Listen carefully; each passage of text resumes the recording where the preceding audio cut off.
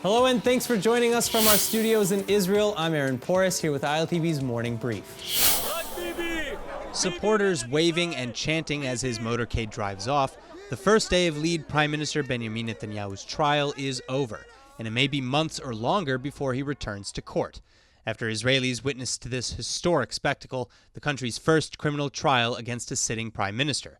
The judges saying he may not need to come back to court for now because the next few steps are mainly procedural. The prime minister is pleading not guilty to a host of corruption charges. Netanyahu is indicted on 3 counts each of fraud and breach of trust and 1 count of bribery across 3 criminal cases. And in total, he could face over 20 years in prison or a fine if found guilty. Meanwhile, rushing to trial Sunday directly from the new cabinet's first weekly meeting, Netanyahu addressing the press, saying he wants the whole trial broadcast live. ולכן הבקשה הראשונה שלי מבית המשפט היא שקיפות מלאה.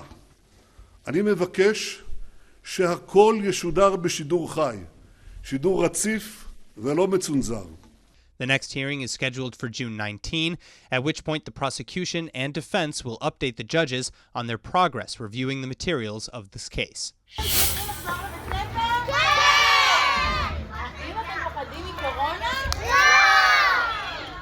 It was exciting for a minute, but it's been a short-lived journey for many Israeli students sent back home a week after resuming classes post-coronavirus lockdown.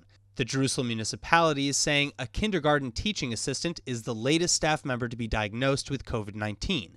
30 children and several other teachers are now back in precautionary quarantine until next Sunday. It comes after dozens of children were sent into quarantine Thursday from a Tel Aviv suburb of Bnei Brak and the coastal city of Rishon LeZion with diagnoses of coronavirus in their midst. While health officials have reportedly raised the alarm around reopening schools too soon amidst fears of sparking a second wave, the Bank of Israel saying that keeping them closed is costing the economy around $737 million per week. But Israel has seen a sharp drop-off in the number of new virus cases in recent weeks. The death toll remains at 279, according to the Ministry of Health. Just over 16,600 cases have been diagnosed, and so far more than 14,000 have recovered. Masks are expected to be back on across Israel now that last week's heat wave is behind us, which saw a temporary lifting of coronavirus hygiene measures. But restrictions are continuing to lift. Bars and restaurants will officially open on May 27th. Some new decisions announced on Sunday. From the end of the week, public buses will increase their passenger load to 75% capacity. Trains will return to full service early next month, and it's set to reduce the long lines and overcrowded conditions at bus stations during limited capacity restrictions, especially with the number of soldiers returning to their bases after the weekend. And the country is becoming more and more alive. Cultural events and venues will resume with the number of spectators also limited to 75% of full venue capacity. Facebook, Twitter, TikTok. These are just 3 of the dozens of social media platforms we use every day without thinking twice. But how much do these programs use or even abuse our trust? And is there anything we can do about it? Well, Israeli company CRT, or Cyber Right Tech, says yes.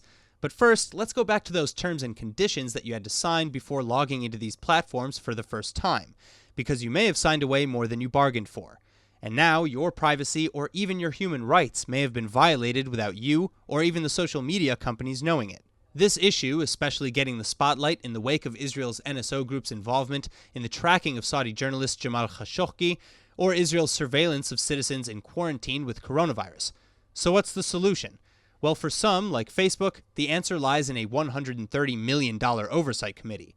For everyone else, now there's CRT. Developed by former officials from the Israeli State Comptroller, CRT has developed a conduct code that analyzes programs and even user agreements or contracts for risks of rights infringements. And the code is based on non-binding guidelines from the EU, the OECD, and the United Nations. Eventually, CRT hopes to establish a global standard based on these guidelines, and which is enforced with human rights quality seals awarded by their company.